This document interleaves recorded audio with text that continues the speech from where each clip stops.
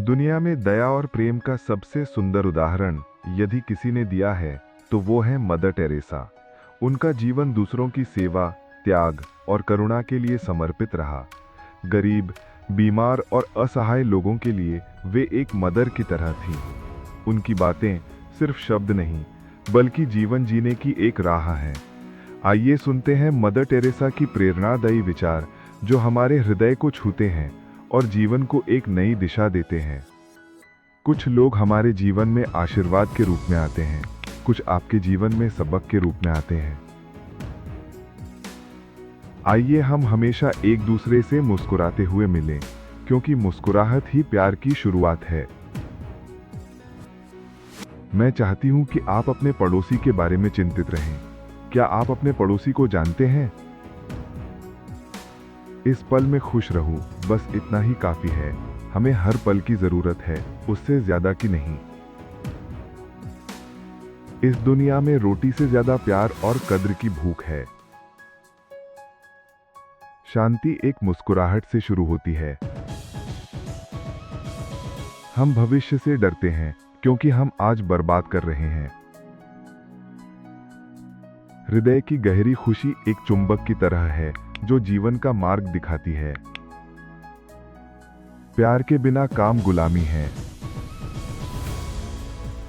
अगर हम सचमुच प्यार करना चाहते हैं तो हमें माफ करना सीखना होगा। मैं वो कर सकती हूं जो तुम नहीं कर सकते, तुम वो कर सकते हो जो मैं नहीं कर सकती। साथ मिलकर हम महान काम कर सकते हैं।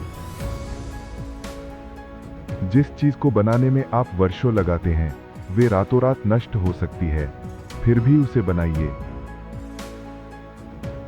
जिंदगी एक गीत है, इसे गाइए। जिंदगी एक संघर्ष है, इसे स्वीकार कीजिए। कोई महान चीज नहीं होती, सिर्फ छोटी छोटी चीजें होती हैं जिनमें बहुत प्यार होता है। वे खुशकिस्मत हैं। अगर आप विनम्र हैं तो कुछ भी आपको नहीं छुएगा, ना ही प्रशंसा और ना ही अपमान, क्योंकि आप जानते हैं कि आप क्या हैं। प्यार सबसे करीबी लोगों, घर के लोगों का ख्याल रखने से शुरू होता है। जीवन एक अवसर है, इसका लाभ उठाएं। जीवन सौंदर्य है, इसकी प्रशंसा करें। जीवन एक सपना है, इसे साकार करें। अगर आपको खुशी मिलती है तो लोग ईर्ष्या कर सकते हैं, फिर भी खुश रहें। जब तक आपने अपना सर्वश्रेष्ठ प्रयास किया है, तब तक किसी भी असफलता से खुद को निराश ना होने दें।